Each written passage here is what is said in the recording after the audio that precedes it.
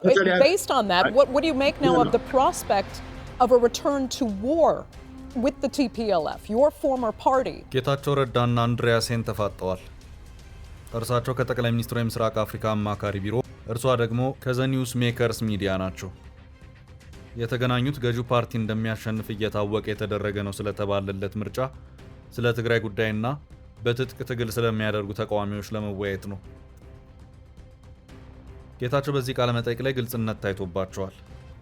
እኔም ምርጫውን አልመረጥኩም ሲሉ ተናግረዋል። ጠቅላይ ሚኒስትር አብይ ሚሊዮን ተቃዋሚ ያላቸው ሲሉም ተሰምተዋል። ነገር ግን ህዝቡ የታጣቂ ተቃዋሚዎቹን ማስፈራሪያ ሻፈረኝ ብሎ ድምጹን ሲሰጥ አይቻለሁ። ይህን ያደረገው ደግሞ ግጭት ስለሰለቸው እንደሆነ ተረድቻለሁ ብለዋል። ውድ የፈታ ዴሊ ቤተኞች፣ በዛሬው መሰናዷችን እጅግ ወቅታዊ የሆነውን አዲሱን የጌታቸው ረዳ ዓለም አቀፍ ኢንተርቪው ለእርሶ ምቹ በሆነ አቀራረብ እንዲይዘንልዎት ቀርበናል። አብራችሁን ቆዩ።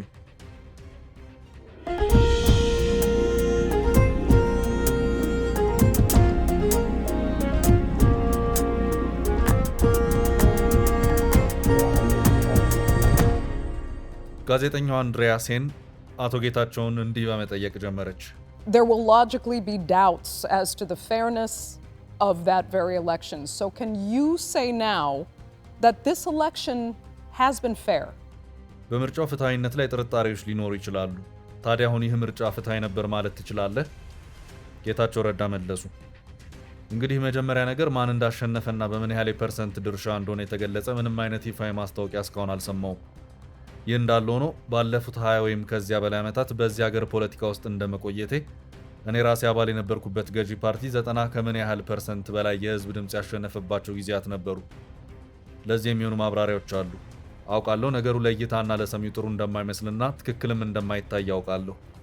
እኔ ራሴ ሰዎች 90% ድምጽ አሸነፉ ሲባል በተለየ ሁኔታ የምኮራበት ነገር አይደለም። ነገር ግን አንደኛው ነገር በዚህ ሀገር ያለው የምርጫ ስርዓት አብላጫ ድምጽ ያገኘ ያሸንፋል የሚባለው በመሆኑ የእጩዎች ብዛት ማለት በቀላሉ ከፍተኛ ቁጥር ያለው ድምጽ ያገኘው እጩ ያሸንፋል ማለት ነው። የግድ 80% ወይም 50% ማግኘት የለበትም። እያንዳንዱ የምርጫ ወረዳ የራሱን መቀመጫ ያሸንፋል። ይህም ማለት በመጨረሻ ከፍተኛ ቁጥር ያለው የህዝብ ድምጽ ያገኙት እንኳን አንድ መቀመጫ ሳያገኙ ሊቀሩ ይችላሉ ማለት ነው።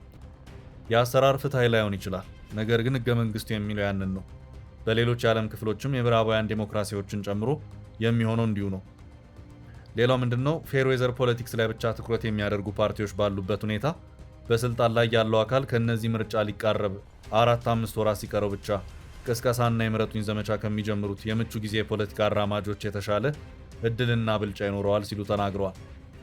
ጌታቸው ረዳ ፌር ዌዘር ፖለቲክስ ያሉትና ቀጥተኛ ትርጉም ያልሰጠነው አገላለጽ ምቾታቸውን ጠብቀው ፖለቲካ ውስጥ የሚሳተፉ ፓርቲዎችን የገለጹበት ነው። ምናልባት እዚህ ጋር ከሰላማዊ ትግል ሜዳው ተገፍተናል ስለሚሉትም ተጠይቀው ቢያብራሩ መልካም ነበር።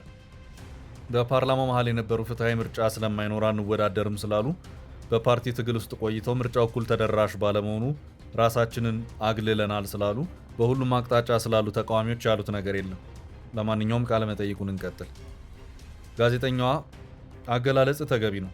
አብዛኛው ሰው እንዳልኩ አብላጫውን ድምጽ ገዢው ፓርቲ እንደሚያሸንፍ ይጠብቃል። አንተም ይሄ ቢሆን እንደማትገረም ተናግረሃል። በተቃዋሚ ጎራ ላይ ያለው ትልቅ ችግር ታዲያ ምንድነው? ለምንድነው እንዲህ በከፋ ሁኔታ እየተሸነፉ ያሉት? ጌታቸው ረዳ ተመልከች፣ አንድ ነገር ልንገርሽ።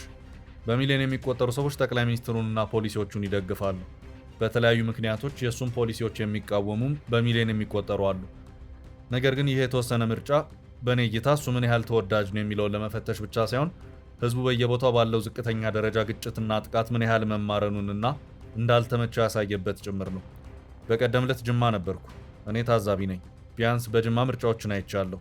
በአንዳንድ አካባቢዎች ሰዎች በነፃነት ወጥተው በብዛት ድምጽ ሲሰጡ አይቻለሁ። በአንጻሩ በአንዳንድ ቦታዎች አንዳንድ የተቃዋሚ አካላት በጦር መሳሪያና በፍንዳታ ጭምር ምርጫውን ለማስቆም ሲሞክሩ አውቃለሁ።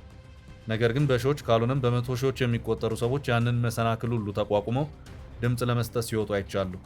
ስለዚህ ጠቅላይ ሚኒስትሩንና ፖሊሲዎቹን የሚደግፉና በዚያው መሰረት ድምጽ የሚሰጡ በሚሊዮን የሚቆጠሩ ሰዎች እንዳሉ ሁሉ ሌሎች በሚሊዮን የሚቆጠሩ ደግሞ የሱን ወይም የገዢውን ፓርቲ ፖሊሲዎች ቢቃወሙም እንኳ በአሁኑ ወቅት በአንዳንድ የሀገሪቱ ክፍሎች የተስፋፋውን ጥቃት በጥብቅ እንደሚጸየፉ ለማመን በቂ ምክንያት አለኝ። ስለዚህ ጉዳዩ የሱን ፖሊሲዎች መደገፍ ብቻ ሳይሆን ጥቃትንም ጭምር የመቃወም መግለጫ ነበር። እኔ ራሴ በግልጽ ምክንያቶች ድምጽ አልሰጠውም። ምክንያቱም የመጣሁት ከትግራይ ነው። በትግራይ ደግሞ ምርጫ እየተካሄደ አይደለም። ነገር ግን እኔ በሆን እንኳን ድምጽ የምሰጠው ጥቃትን ለመቃወም ነበር ሲሉ መልሰዋል። እዚህ ጋር የአቶ ጌታቸው ረዳን ሐሳብ ጥቂት እናስፋፋው።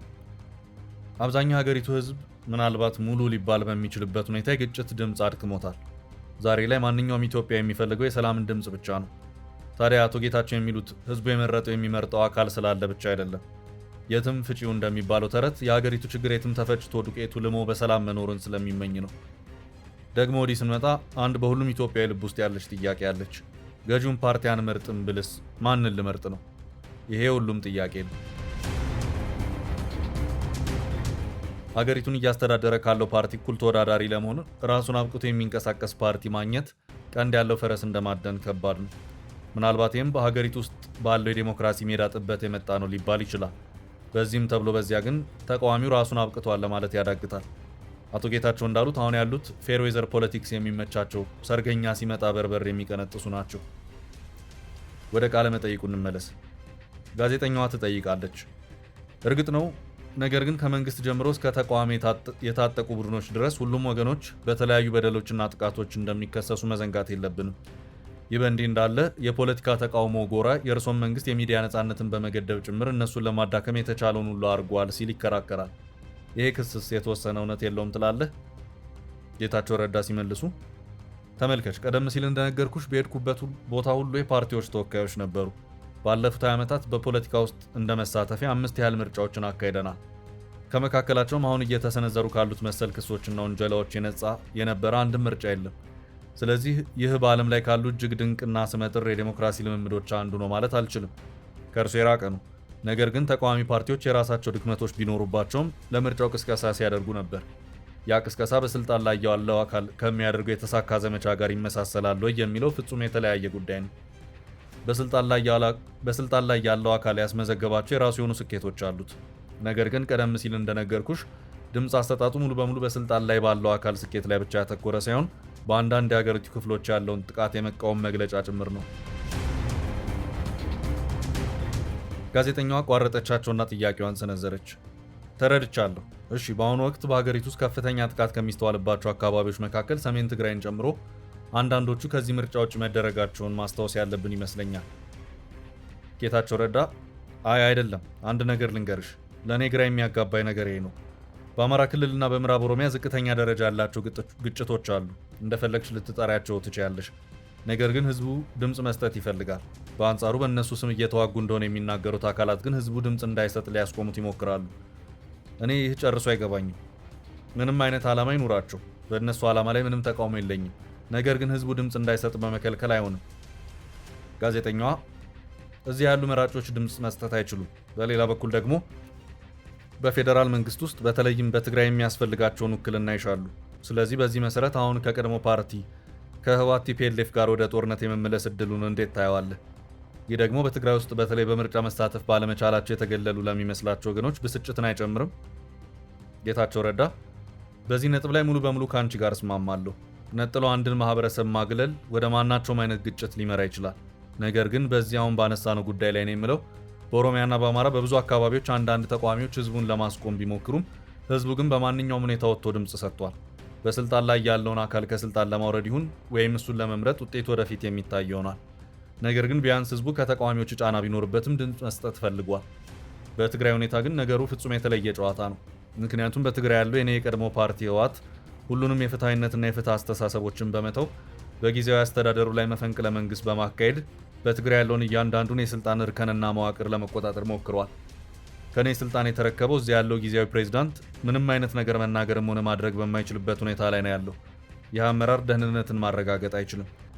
ያለ አስገዳጅ የደህንነት ደረጃ ደግሞ ብሔራዊ ምርጫ ቦርድ እንኳን በአማራና በአንዳንድ አካባቢዎች ያ አስቸጋሪ እንደነበር አስታውቋል። በትግራይ ሁኔታ ግን ምርጫ ማካሄድ ፍጹም የማይቻል አብሶሉት ኢምፖሲቢሊቲ ነው። ጋዜጠኛ አንተ መፈንቅለ መንግስት እያልክ ትጠራዋለህ። ይህንን መፈንቅለ መንግስት ስትል ከስልጣን በመነሳት በእነሱ ላይ ያለን ቅሬታ እያሳየህ ነው እና ምናልባት የእነሱ በምርጫው አለመሳተፍ ለአንተ ጥቅም አለው? ጌታቸው ረዳ አይደለም። በሐቀኝነት ለመናገር ይህን ጉዳይ ፐርሰናላይዝ ማድረግ አልፈልግም። ከስልጣን በመነሳቴ በተለየ ሁኔታ ሐዘን ወይ ብስጭት አልተሰማኝም። በፖለቲካችን ውስጥ የተወሰነ ገንቢና ጤናማ ነገር ለማስተዋወቅ የቻልኩትን ያህል ጥረት አድርጌያለሁ። ምናልባት ሙሉ በሙሉ ባይሆንም አልተሳካ ይሆናል። ስለዚህ እኔ ከስልጣን መልቀቄ በነይታ በጣም ዘግይቷል። ምክንያቱም የ2 ዓመት የስልጣን ዘመን ነበር። ያ 2 ዓመት ደግሞ አብቅቷል። ነገር ግን ይህን የምልበት ምክንያት የኔን ቦታ የተረከበው ሰው እኔን ለመተካት የተቻለውን ሁሉ አድርጓል። መቆጣት ካለብኝ እኩል ካልሆነም አብልጬ በእነሱ ላይ መቆጣት ነበረብኝ። ነገር ግን ጉዳዩ ያ አይደለም። ተቋማት እስካሉ ድረስ እኛ በተወሰኑ ህጎች እንድንመራ ይፈልጋል አይደል? ያ የህወሓት አመራር ያደረገው ግን መፈንቅለ መንግስት በማካሄድ ራሱን እንደ ህጋዊ አካል መሾም ነው። ይህ ደግሞ ልክ አይደለም። ስለዚህ ለነፃና ፍትሃዊ ምርጫ ምቹ የሆነ ደህንነትን ማረጋገጥ አይችልም። ስለዚህም ምርጫ በትግራይ አልተደረገም። ጌታቸው ረዳና አንድሪያ ሴን ሰዓታቸው አብቅቶ እዚህ ጋር ተለያዩ። እርሳቸው ከጠቅላይ ሚኒስትሩ የምስራቅ አፍሪካ አማካሪ ቢሮ፣ እርሷ ደግሞ ከዘ ኒውስ ሜከርስ ሚዲያ ነበሩ። እርሶስ ካሉበት ሆኖ ከፈታዴል ይህንን ቃለ መጠይቅ ሲሰሙ ምን አሰቡ? በኮሜንት መጻፊያው ላይ ይንገሩ።